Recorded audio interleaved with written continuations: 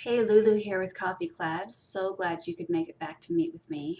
As you know, this video, I promised to talk to you about what the number one thing is that is getting in your way of your progress, right? And how to deal with it.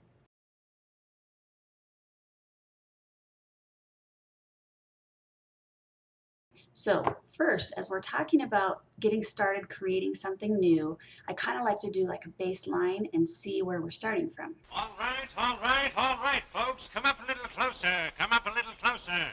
Let's look this man over and see what we have here.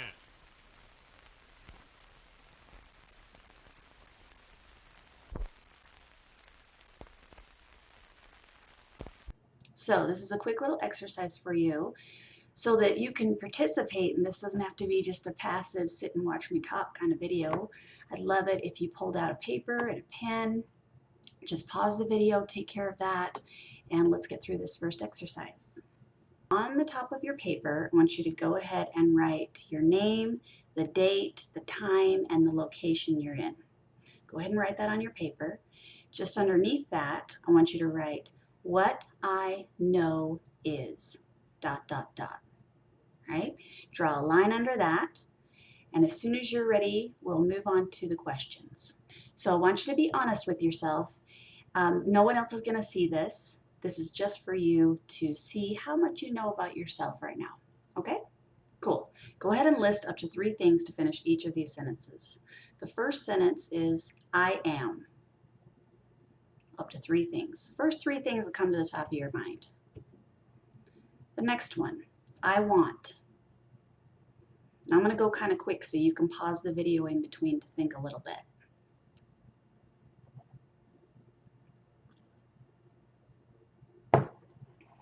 I care about. 3 things you care about. 3 things that are important to you. I'm great at. 1, 2, 3, 18 things you're great at. I'm afraid of. Be honest. Remember, no one's going to see it. This is my favorite one. I suck at. 3 things you just suck really hard at. Okay, now that you're done, go ahead and just draw a big line under all of that. All that stuff you just listed, big line under it. What I want you to write now is my biggest obstacle. Underneath that line, underneath that big line. So I told you that this training video would be able to help you identify your number one obstacle that's in your way. Okay, go ahead and put your paper down in front of you, the one that you just wrote all that you know about yourself on. Go ahead and close your eyes and relax for a minute. Let your mind wander wherever it wants to. You don't really have to think about anything specific right now. Just focus on breathing, relaxing. Just take a little break. If you got a little cup of coffee in front of you, have a sip of your coffee, right? But try to relax for a second. All right, now I want you to think in your mind. I want you to ask yourself this question. What is going to be my biggest obstacle in creating something new in my life? Just go ahead and ask yourself that question silently in your mind with your eyes closed. Focus for a second on the question. Okay, now place your hand on the paper in front of you. No specific place. Now I want you to open your eyes. Welcome back. Good. Now just read out loud the 2 titles that you wrote on your paper. So there should be one title at the top called What I Know Is. There should be one under that line down at the bottom that says My Biggest Obstacle.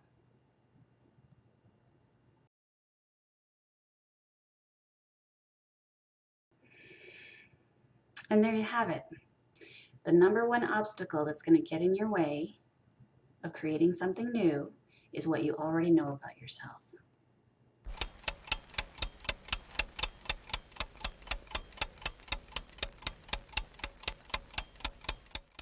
It's what you already know or believe that's going to trip you up.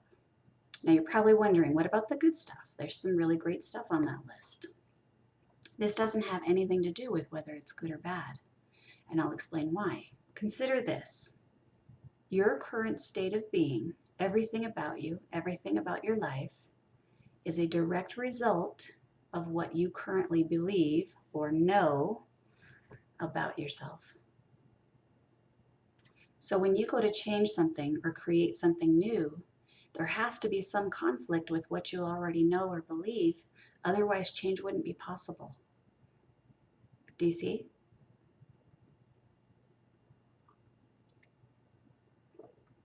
That's why it doesn't matter if it's negative or positive. So let's make it even a little more complex. These beliefs or knowns that you have about yourself, some of them are conscious, which means you can go ahead and list them just like you just did. You can recall them and you can put them in words, right? You can verbally explain them. The others, though, are subconscious, and that means they just live below your conscious level, or in other words, you're not verbally aware of them. You're not able to think them up and say them. Here's the real kicker about the subconscious ones. Your subconscious mind runs your life only 95% of the time. Yeah, I know. Ever have self-sabotage? Right, me too. What do we do about this? All right, all right. Come over, folks, come over. Right this way for the pathway to help. Come up a little closer, sir. Come up a little closer, folks. Nothing's going to hurt you. Now get away from me, boys. You bother me. First, I'm going to tell you how to recognize when a conflict pops up. First of all, you must be honest with yourselves. You must be able to recognize and willing to admit the symptoms of this terrible malady. Right? If it's a conflict in your conscious knowns, it's a little bit easier because your conflicts are going to be stated verbally. They're going to come out of you verbally. They're going to be things like, my coach just doesn't understand where I'm coming from, right? Or you're going to hear some new training and be like, that just doesn't make any sense. Maybe it's going to be, there is no way I can do that. Or, yeah, I already know that. Or, this is just too big of a risk for me right now. Or, this worked for her, but it's not going to work for me. Or, you know, I don't want to be laughed at. Or the worst, right? Ugh, this is just hokey and stupid. This is not real. So these are going to be all conflicts that you can verbalize. They're going to come up for you as a thought, right? There might be some feelings attached to them, but they're definitely going to be a thought. When something conflicts with your subconscious mind, you're going to feel it in your body, and you may not even understand or realize at the time that it is a conflict, and you likely will not be able to verbalize it. It's going to be like a sinking feeling, or just a bad feeling, or even physical illness sometimes. It can be even a disagreement with your intuition. It can come out as disgust. It can be uneasiness. It can be fear. Fear is the biggest one you're going to experience, right? And not the kind of fear where you're like, gee, I don't know. It's going to be like, oh my God, I'm sweating and my heart is pounding and there is no way in hell. It might even come up as an urge to escape or avoid a situation, right? Sometimes even in a seminar, you'll notice that when things get a little heavy, a bunch of people get up and leave. Suddenly they got to go to the bathroom, or they got to get a drink, or they just got to get out of this fucking room, right? Because it is just getting too heavy.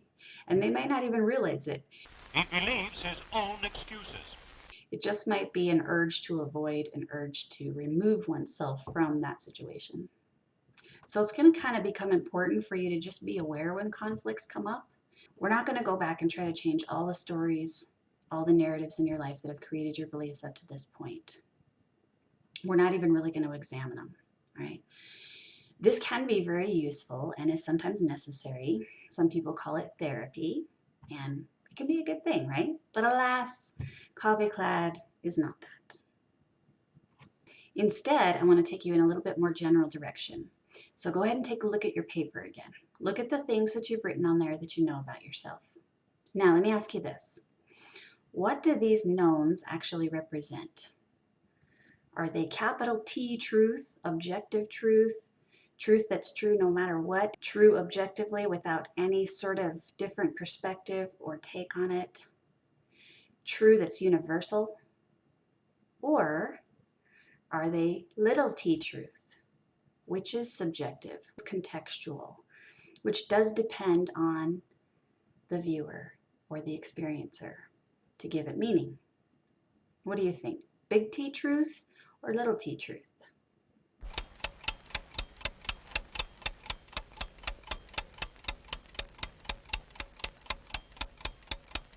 Little t truth is something that is true sometimes, but maybe not all the time. So take a look at some of the things you wrote and see if you can put a sometimes before and a but not always after, right? So sometimes I suck at writing, but not always. Do some of them make even more sense now? And there's hopefully kind of a lightening feeling when you put that sometimes in front and but not always after. Okay, now don't get it twisted.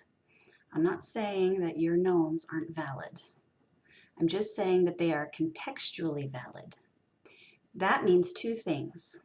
One, there are other possibilities to be considered. Two, you are of course allowed and perhaps even driven to change. For what is growth and aging but change, right? Take those same things that you wrote, look at your answers again, and wonder, would a 10-year-old you have written the same answers? I'm going to guess no to most of them, right? How about this? Would you now answer those in the exact same way as you did 10 minutes ago? There's something really important I want you to get here. The reason these things change like this is because you are not a fixed mindset kind of being. You are a growth mindset kind of being. Unless, of course, you make the error of clinging too firmly to those knowns. What can I do? Wake up, old boy, shake yourself. Come out of your trance. Good news. You being a growth mindset being is what makes it possible for us to take a little bit simpler way to kind of override all these conflicting beliefs rather than trying to change every single one. Well, Mr. McIntyre, is there anything else I can do for you and the patients? Always willing to help, you know, always willing to help. Well, yes, there is.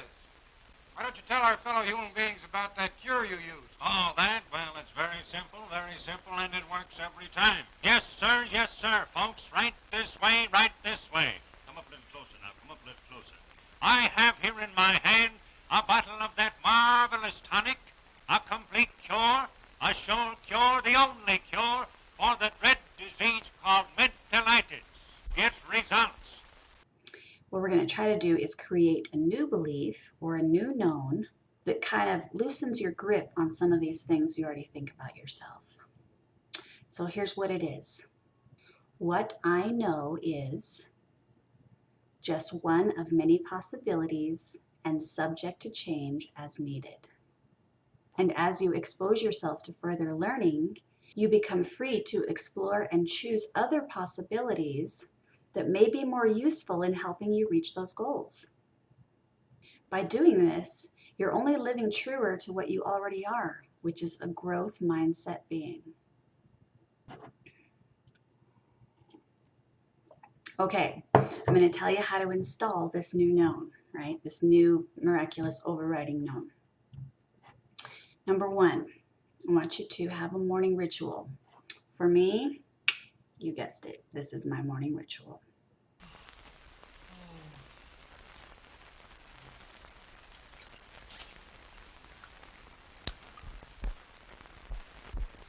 Hey!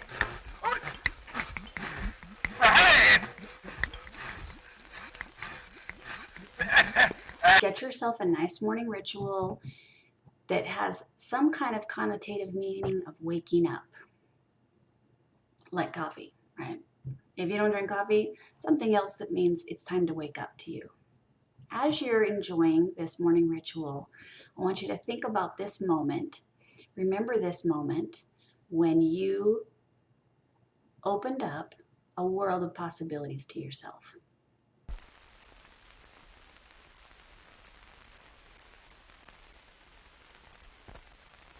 just by reminding yourself that you are a growth mindset being and that you don't have to cling white-knuckled to your beliefs and knowns about yourself. Number 2, whenever you catch yourself having a conflict with one of your beliefs, remember to add the word sometimes before the belief and but not always after. That's going to lighten it up for you and open you up to learning another possible truth. Remember that you are a growth mindset, not a fixed one. Number 3, expand your field of possibilities by exposing yourself to more people, places, and ideas. Carefully listen to mentors and learn what it is they're trying to teach you. He admits cheerfully that there are a lot of things he knows nothing about and is always ready to be taught. He listens to others about a subject, asks questions carefully. The answers help him form his own opinions. Number 4, experiment by acting on new ideas, strategies, and coaching. Lighten up a little bit. Have some fun. Play with new ideas before discounting them. Don't worry, all this is printed out on a PDF for you right after you finish watching the video. So with your new belief installed, what I know is just one of many possibilities and is subject to change as needed. And by putting this practice in place that we just talked about, I have a feeling you're going to hit the ground running with your mentor's training and coaching.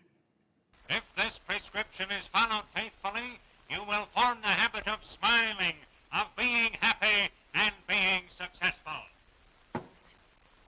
Step right up, folks. Get 'em while they last. The wonderful Get Results Tonic, only $10 a bottle, and who'll be the first month?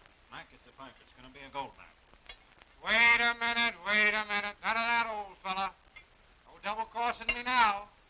You better get along and take your well-earned place in history. It would have been a gold mine, folks. This tonic is worth $10,000 a bottle to the man who has mentalitis. Figure it out over a period of years. After all, the person who is getting results, regardless of what his work or position in life may be, is the happiest and the most successful. Recognize the symptoms, human beings, and form the habit of getting results. Go ahead and click on the link just below this video and it'll take you to your PDF with a full printout of the transcript, as well as the exercises we did and an added exercise on mental flexibility. I hope you enjoyed our time together today and you're well on your way to becoming coffee clad. Until next time.